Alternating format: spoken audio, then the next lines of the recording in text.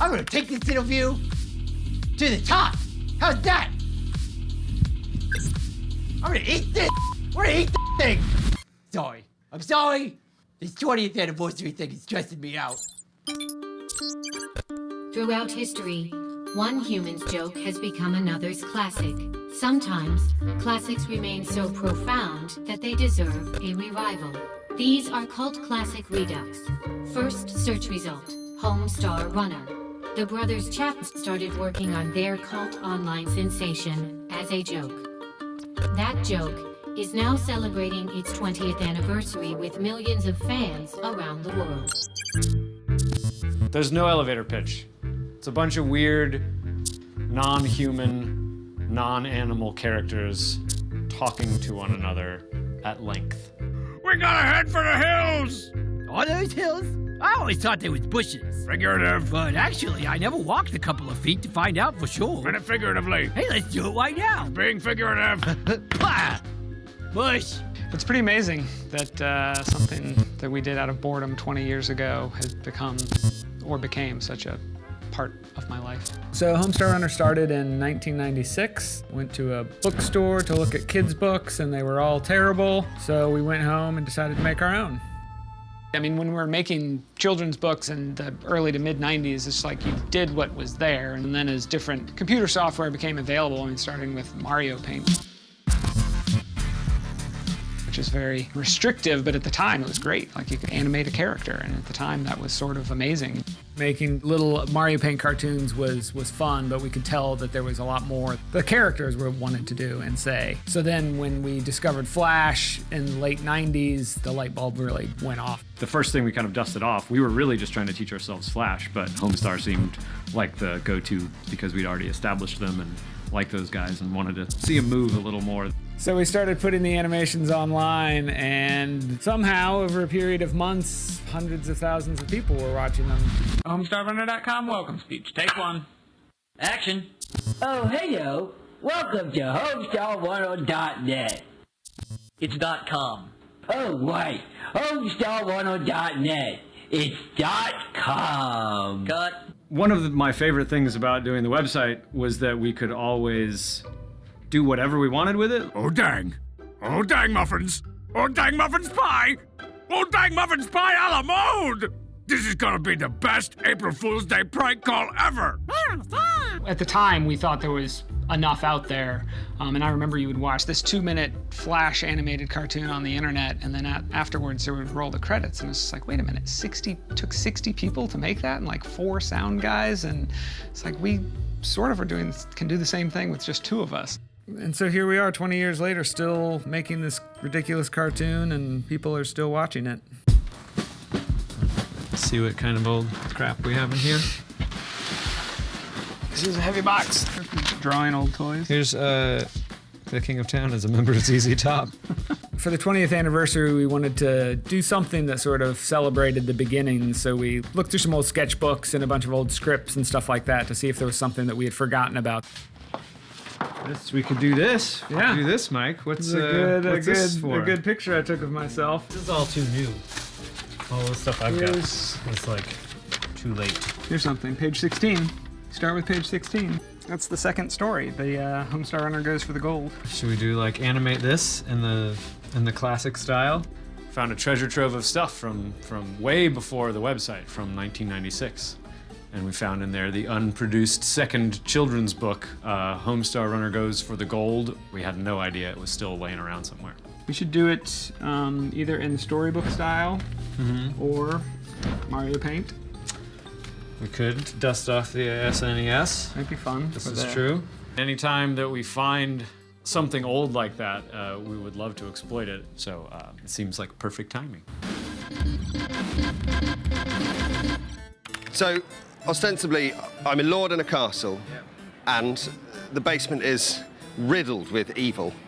And the way I've chosen to combat this is by sending blind children up against, you know, booby traps and monsters. Seems legit, mate. Long before virtual reality technology existed in the digital environment, human beings were creating analog virtual realities for the small screen. Second search result, Nightmare, an interactive TV show worshipped by millions. 30 years later, an artist is bringing Nightmare back to the first form of virtual reality, the theater. So, what is Nightmare? Nightmare is a cult classic television show from the 80s and 90s. It's essentially a fantasy game show. A team of 4 friends will go on a perilous quest. One of them will be blind inside the helmet of justice, and they will be put into a sort of green screen environment where they can travel around a dungeon, interact with characters, solve riddles, cast magical spells. And their 3 friends will be watching from an antechamber, and they'll be directing them around and telling them what to do. Proceed with care, but don't delay! Simon, inside step to your left.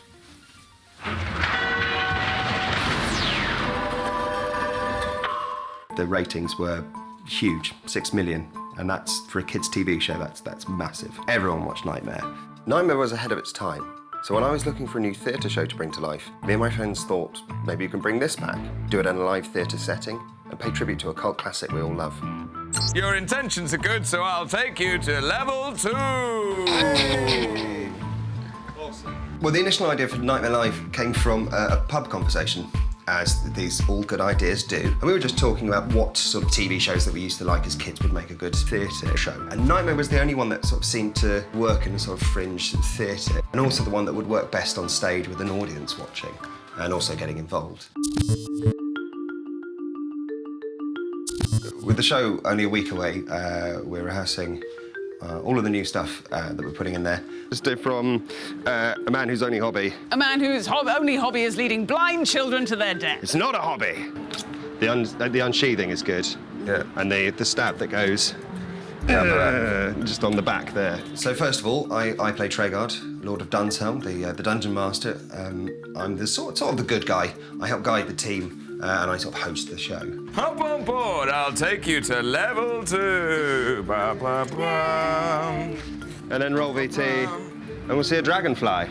However, when you look at it, you sort of think, once you have the theme tune, the character of Tregard, a few of the catchphrases, the helmet, and the structure, you find that a lot of the other stuff you can sort of start making up. Okay, it's good. That's really good. We'll keep it exactly like that. Obviously, Tim's coming. I mean, you guys haven't met him, but I really want to impress him, and so that we can continue doing this. That'll be good. Yes, please. Yeah. Yes. So let's keep it that tight. That's really good. Yay!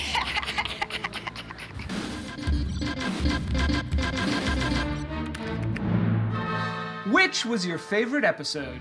Of what?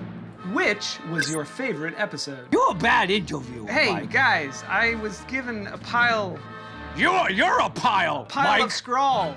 We are given a pile right now, and it is you in that chair. You're the pile. Using an unproduced script written in 1996, Mike and Matt Chapman are now trying to recreate their original production process for a new 20th anniversary special.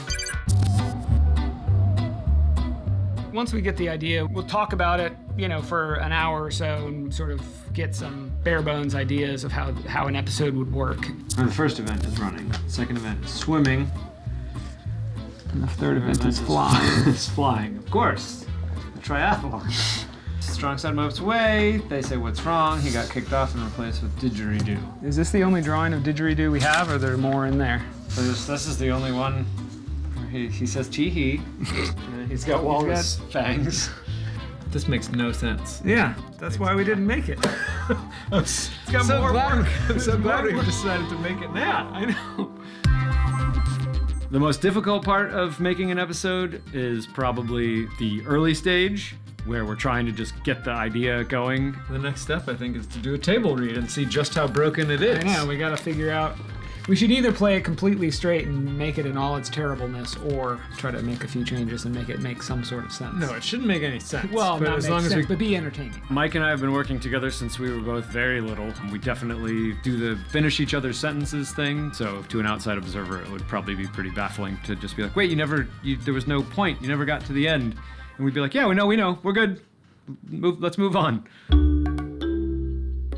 So we are going to do a little table read of the second ever Homestar Runner story. What It's do you called mean? Homestar Runner and the Brothers Strong. Oh, that sounds pretty good. It's the introduction of Strong Mad and Strong Sad. Didgeridoo was being passed by the high-flying Strong Sad. He's on your team. Didgeridoo? Yeah, remember he replaced Strong Sad. That's right. Yeah, all the teams lined up for the first event. And ready, set, go. Strong Mad gets an early lead and wins. Yes! Yeah, so... In your face!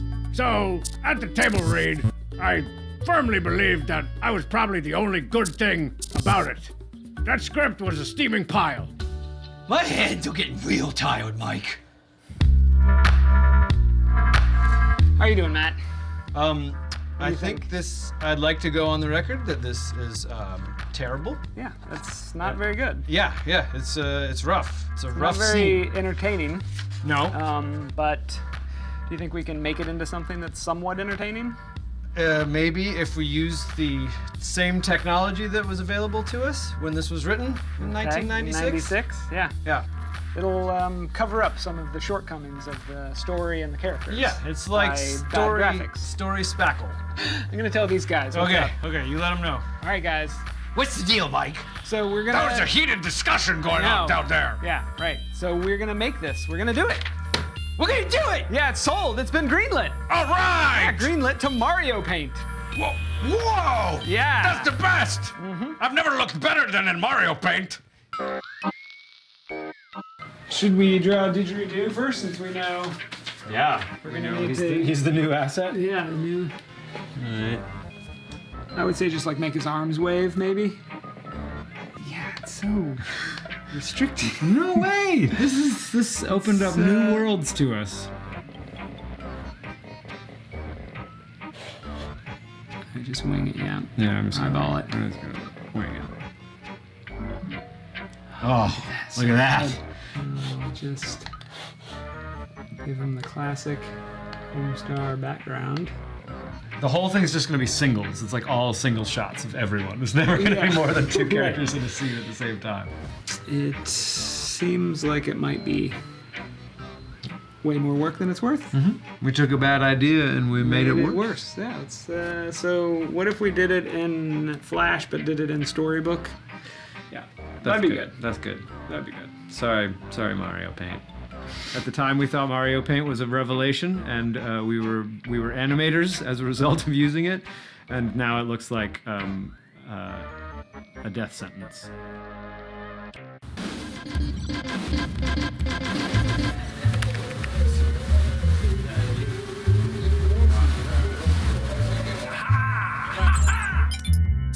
With the show only a week away, Paul Flannery's reality is looking a lot less virtual as much remains to be done before the curtain can go up. The biggest hurdle, the design of new screen technology that pays homage to the original green screen innovation. So, yeah, I'm just about to go and meet Tim, which would be really nice to see him. It's been a while. Apparently he's got a few ideas for the show, which is always good. Him being the original creator, it's always nice to get inputs from someone who genuinely knows what they're doing. Oh, it's too good. It's just too good. It's too good, I'll take it back. It's far too good. It looks like a museum piece. And I'm not worthy, right? No? Here, I got you a drink. It's a thanks very much. KPA, Nightmare Pale Ale. You'll like it, you know. So anyway, this year's show revision. Yeah, well, one thing worries me. Do you remember that I got an awful lot of flack over the years from the fans for changing anything? You know, I mean, they really don't like change. And there's you and I worried about changing things and refreshing them and developing them. And they're thinking, don't you dare change that. Don't you do anything, you know. So you're coming to the show, though? Absolutely. I shall need tickets. Sure. I mean, it'd be a bit weird to charge you for coming to see your own thing. Freebies are good. Indeed. Cheers. So now we've got Tim involved, I thought it'd be really great if we could sort of reach out to Hugo and see if we could get Hugo, the original Treguard, the Dungeon Master himself, to come and make an appearance. Hi Hugo, it's Paul. Hello, Paul. How are you? How are you doing? Yeah, I'm good. How are you, sir? Okay. Well, so you understand we've got a show coming up quite soon. Yeah. Up in London. And I was wondering if you if there's any chance you wouldn't mind coming down and sort of joining in, being a part of it. Well, of course, the most difficult casting, the most critical casting of all had to be the Dungeon Master. I don't think we called him Treguard straight away, but he quickly became Treguard. And we had to have somebody who was absolutely an authority figure. Well, I'm basically a jobbing actor, and I knew Tim Child, the creator, producer, director, the brilliant man who came up with this scheme. And he explained it to me, and I didn't understand a word. Not a single word of what he was talking about. But being an actor, I just said, yes, of course I'll do it. Oh, well, it sounds fantastic. Yeah? Sort of cameo type thing. Yeah, that would be great. That would be ideal. There's only one other thing. Yeah. Tim's going to be there. Yeah. So I thought it might be a good idea if we sort of kept it as a surprise. That'd be wonderful. Tim and Hugo have been friends for a long time, but I want Hugo's cameo to be a secret, and I want Tim to be as surprised as everyone in the audience will be. Join us again for Nightmare. And just keep telling yourself, it's only a game, isn't it? Of course, in the original, Tim was able to use chroma key, blue screen or green screen, that sort of technology, whereas we have to do everything live. And up until now, what we've had is like a live set made of wood, that is, you know, like a live stage set. But this year, I've designed a brand new backdrop that is light sensitive. So depending on which colour light you put on it, it shows up a different background. So I've found some very large picture files of various dungeons and forests, and then I have to layer them up and work out what the opacity is going to be. That took time. That took a lot of time, a lot of trial and error. But there's always this sense of immense trepidation where you have an idea that sort of works in your room, but then you have to hand it over and a huge sum of money to a company, and they'll send you it back like made real, and you don't know until you've got it into a theatre and stuck it under the lights. You've got no idea whether it's going to work. So I will have been killed. I'm down here. I'm lying down, dead, for all that we know. Perhaps I can assist you. Hopefully, somebody might recognise me and not wonder who this old man is.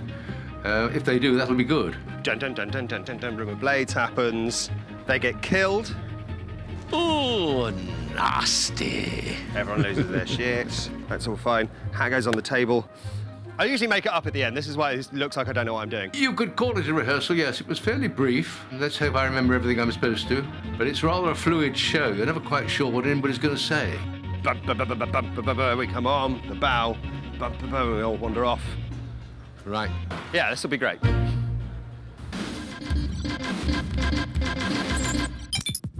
As Mike and Matt begin to finish this special 20th anniversary episode of their cult internet cartoon, they come to realize an ancient truth. Limitations are often one's greatest asset. So that you'll join your team, strong lad. So that we can really That should happen a lot. His teeth should just fall out every scene. What's kept us going for so long has been that ability to do whatever, that if we burn out a little bit on this character or this feature, that we can just do anything we want. I have no idea if anybody likes that variety or not, but for us, I think it helps us keep fresh and keep excited and have fun. Well, let's make a new song. Yeah, Let's just not start use from the old scratch. one, yeah. Start from scratch. No, I don't think it feels completely like thrown together, but there's a homemade quality. I mean, I think it's hard to nail exactly what it means, but I think people can tell that there's an intimacy and that it was not done by a production, like a huge team of 60 people. I'm going. Should I just go? Or we're not going to do it line by line, right? No, just go. Okay. And I think it's not just the animation. I mean, obviously the animation's a little bit crude. Sometimes the music can be a little bit sloppy, but I think just the writing, all that stuff comes together. It's a nice little package. There's a charm in there somehow that was obviously not intended. Strong Son was now an all-star. I don't want to tell you this, Matt, but I'm going to tell you this. It had stopped recording. It's great news. It's great news for me. And rolling.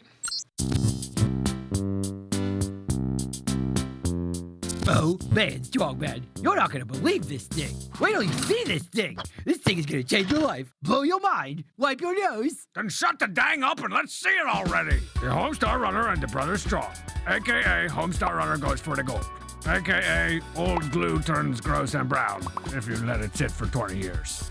As far as I can tell, after making Homestar cartoons for 20 years, the future of cartooning will probably come from someone or something that's trapped in the corner of their parents' basement doing dumb animal voices to entertain themselves more than anyone else, probably.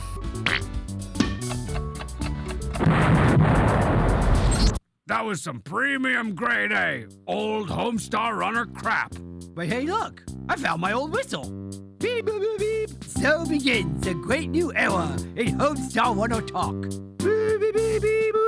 Oh, Beep, beep, beep, beep. fantastic. Beep, beep. I sure hope this continues for the next 20 years. It will. Beep, beep, beep, boop. As the premiere approaches, Paul finally has the opportunity to show Nightmare's founding father, Tim, the world he created in a way he could never imagine. Just before the show goes up, about 10 minutes before we actually start the show, I'm in full sort of show mode, waiting backstage. Yeah. All right. I'm not nervous, but there is sort of like a focused, energy to it. I do peek through the curtains and have a look to see how many people are in. And it's a good one tonight. We've got a really full house, and I can see Tim just in the corner, and he's in perfect position to see Hugo when he comes on. Welcome, Watchers of Illusion, to my castle of confusion. 3 friends will face a perilous quest. One shall be blind to the world inside the helmet of justice. You see, our quest begins, as these quests often do, in level 1. Yeah. Yowza! Daddy got a new toy. And as we were going through the lights, just the blue comes up, and I start whooping and cheering and dancing around. It's so pretty, and such a relief after a long time of planning and working. There's a bad thing, Alan. It's a fright night. Quickly, sidestep to your left. Go back. Whoa! Fright night! No! Now the forces of good and evil will be unbalanced. I mean, who will lead the team on their journey? Any trade?